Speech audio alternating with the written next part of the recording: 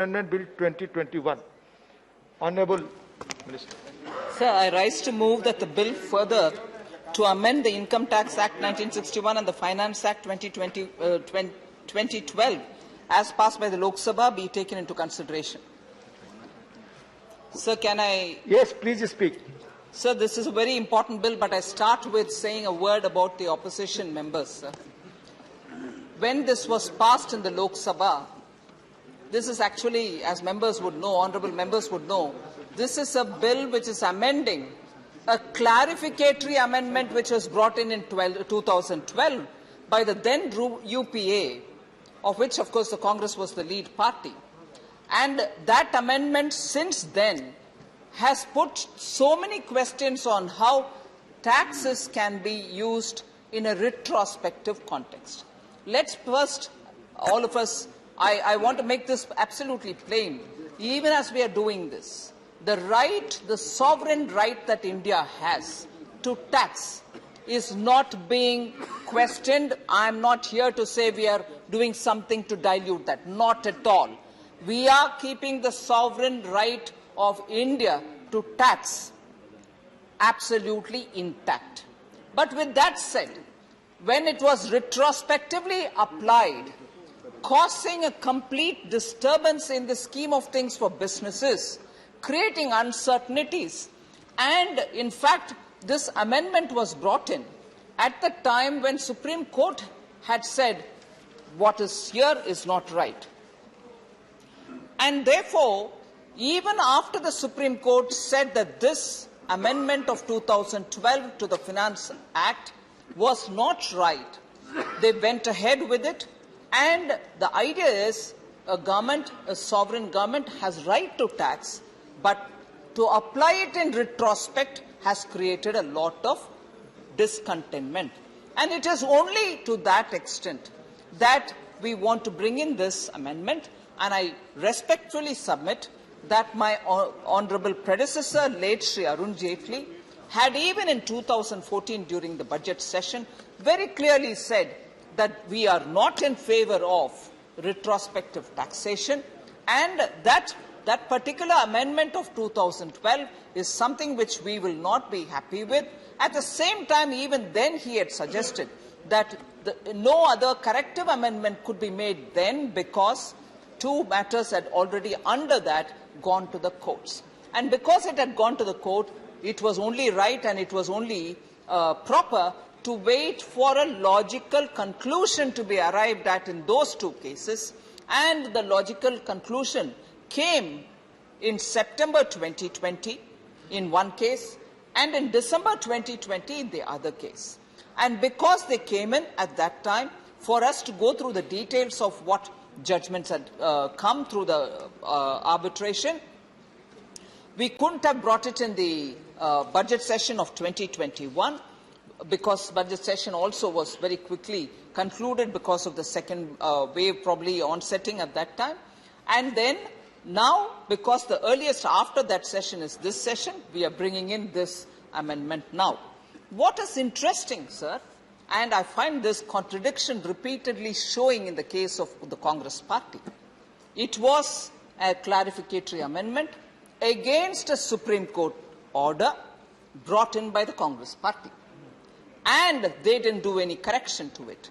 Now, after that, when it went to the arbitration and when we had committed to make sure that we will do the necessary amendment, and when this was passed, honourable members, through the chair, I would like to remind them, when this was passed a couple of days ago in the Lok Sabha, honourable former finance minister belonging to the Congress party, I'm not even naming him here, welcomed it. He welcomed it, saying it's come rather too late, it should have come even early, but it's all right that it's come now. If a former finance minister belonging to the party had said that, today for the party to walk out just reveals how there is no one view coming out from the opposition belonging to even one party, that is the Congress party. They speak one thing here, they speak one thing in the Lok Sabha, they speak something else outside when they are in the media's glare. Unfortunately, when we expect the opposition and when the opposition also demands from us constantly that it has to be discussed, every bill has to be discussed. They do not want to discuss a bill which was passed by the Lok Sabha, which was welcomed by their own Honourable Finance Minister. And this kind of a dichotomy in the positions that they periodically take is amazing. And just doesn't explain what is it that they want out of the House. So, with that said, I just want to highlight, sir, that this amendment is so required, particularly when we are looking for a clear message to be said that India is a responsible democracy. We take our laws seriously, particularly the tax-related laws. We want to be sure that there is a consistency. And without consistency in your taxation, obviously businesses are not going to be able to go forward. And in this particular case, I want to highlight the fact that 17 cases in which we had raised a demand, in which Government of India had raised a demand based on the retrospective clarificatory order of 2012, most of the cases are in various stages of litigation. In a couple of cases, of course, the proceedings were stayed by the Honourable High Courts.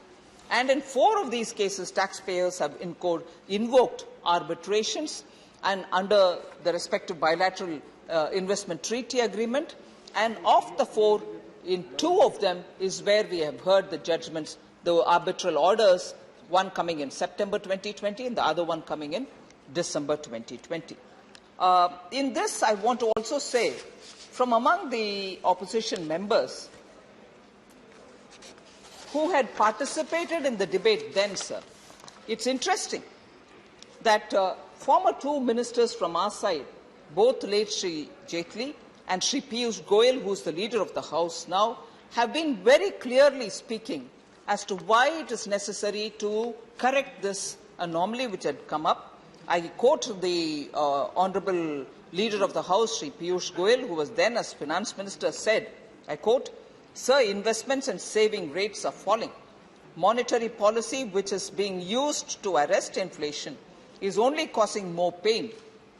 In this climate of policy flip-flop, they bring in a large number of retrospective amendments in the finance bill.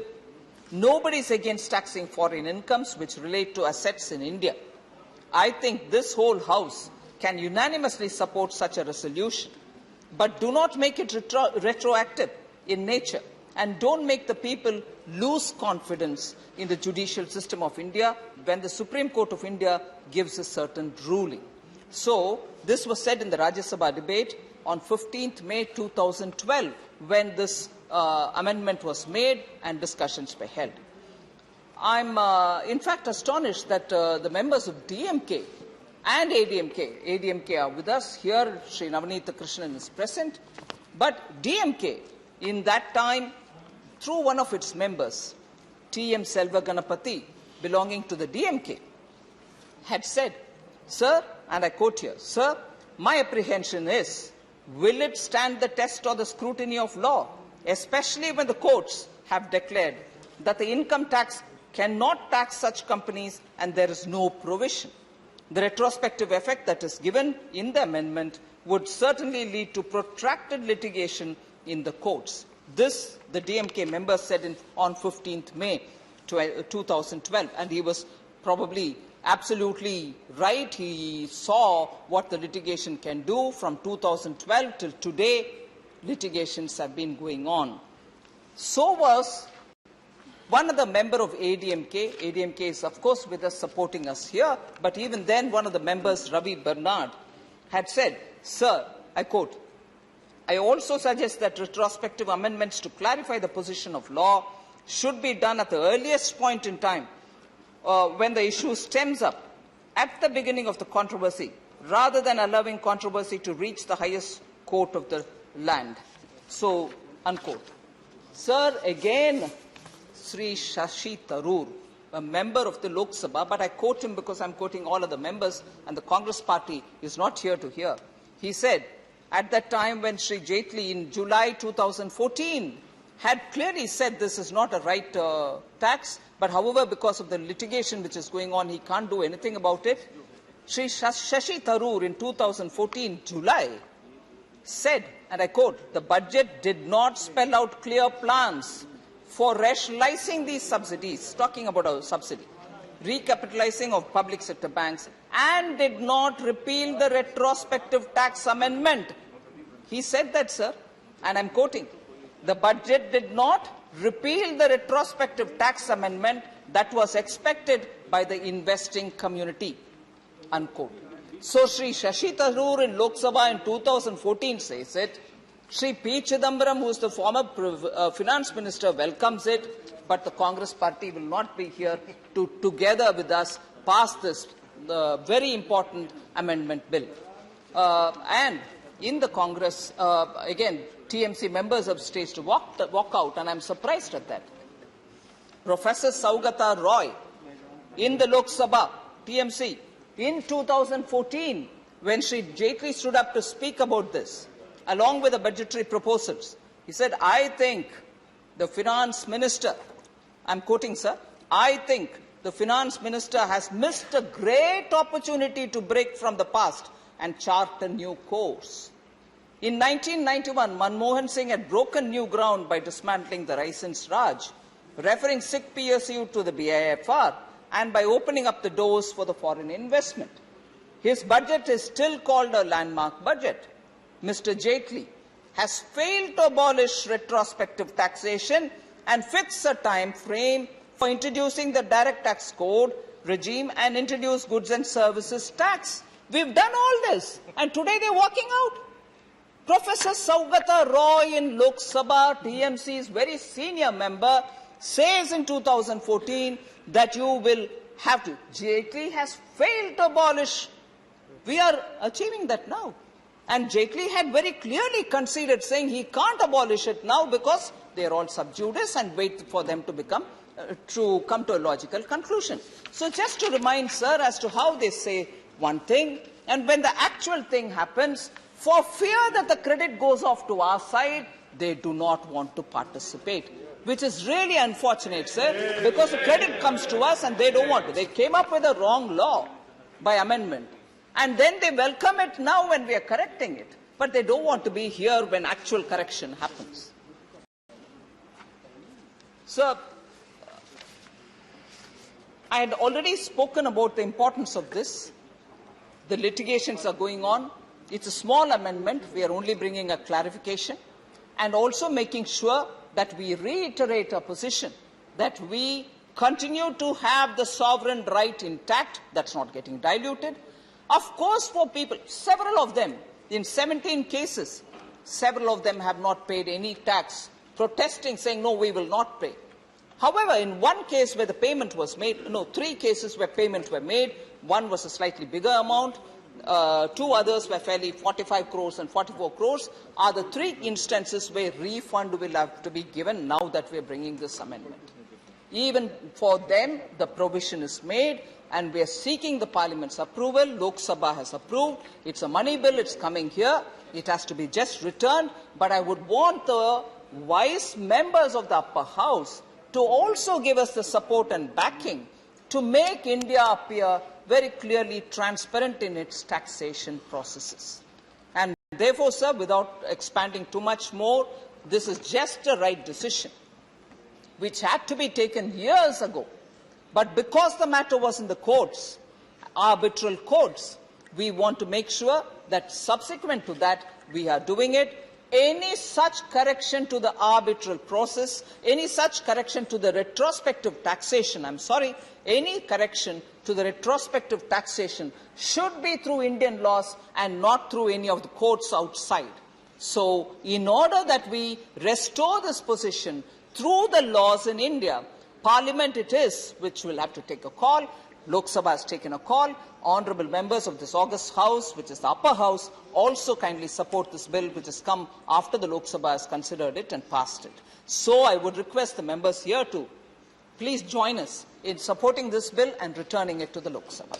Thank you very much. Honourable. Motion moved. Now members desiring to speak may do so. Dr. Amar Patnaik. Gallery 4. Dr. Amar Patnaik, please.